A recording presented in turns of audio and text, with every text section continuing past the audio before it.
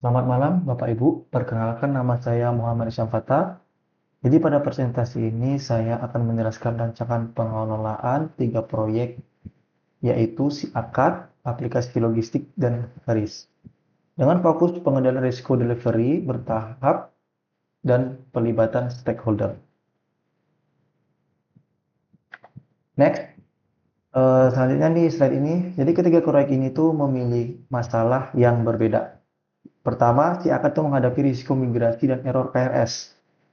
Lalu aplikasi logistik ini itu mengalami rendahnya penggunaan karena kurir mematikan GPS. Nah, tindakan HRIS itu menghadapi penolakan serikat kerja. Jadi sebagai manajer proyek, saya memilih pendekatan yang berbeda untuk setiap kasus dan tidak memaksakan rilis apabila risiko bisnis belum terkendali. Selanjutnya, si akad dan HERIS ini itu menggunakan pendekatan secara hybrid.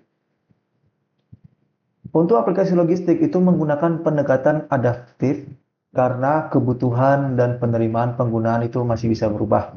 Prinsipnya itu pekerjaan yang stabil dikendalikan itu secara prediktif, sedangkan pekerjaan yang dipengaruhi perilaku penggunaan itu dikelola secara adaptif.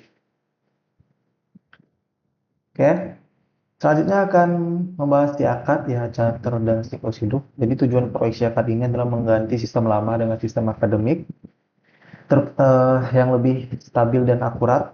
Ini pendekatannya kan tadi kan hybrid.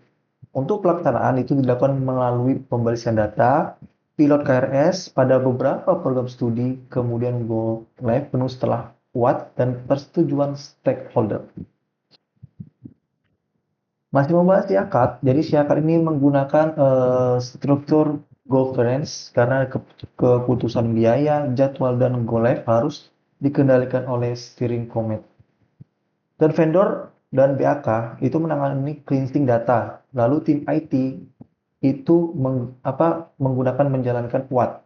Sedangkan sponsor itu menyetujui go live.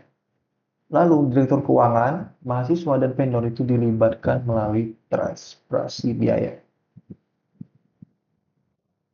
Selanjutnya tujuan proyek logistik ya. Tadi membahas ya, kan sekarang logistik.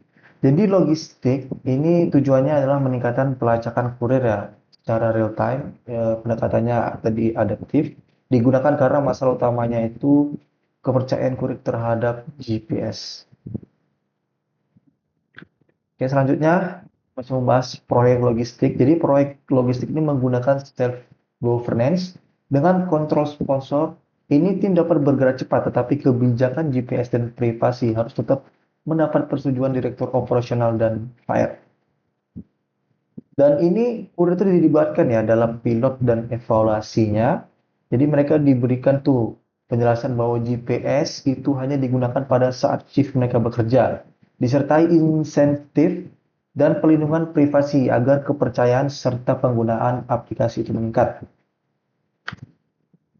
Selanjutnya kita akan membahas HERIS. Jadi untuk yang HERIS tujuannya adalah mengotomatisasi absensi, lembur, cuti, dan pengganjian agar proses SDM lebih cepat ya.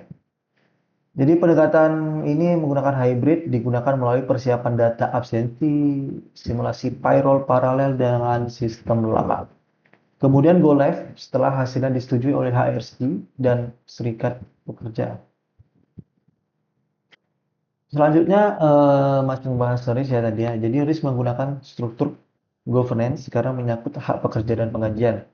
Jadi ini memetakan proses lembur, lalu ada vendor melakukan konfigurasi. Untuk finance menjalankan simulasi payroll, serikat pekerja dilibatkan melalui komitmen non PHK dan ada audit payroll. Sedangkan admin HRD itu diberikan peran baru sebagai validator data.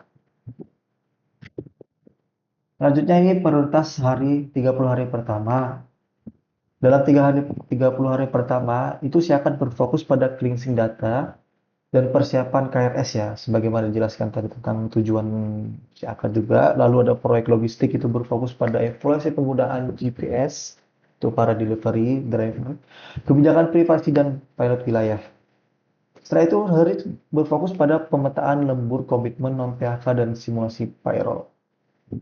Untuk go live, hanya itu dilakukan apabila risiko utama sudah memiliki penanggung jawab, pengguna kunci setelah dilibatkan, dan hasil pengujian menunjukkan proyek siap dijalankan. Sebagai penutup, saya merekomendasikan agar 3 proyek ini tetap berjalan dengan delivery bertahap, tata kelola yang jelas, dan melibatkan stakeholder sejak awal. Saya memohon persetujuan steering komit atas pendekatan siklus hidup, tata kelola, strategi stakeholder yang telah disampaikan. Demikian presentasi saya. Terima kasih. Selamat malam.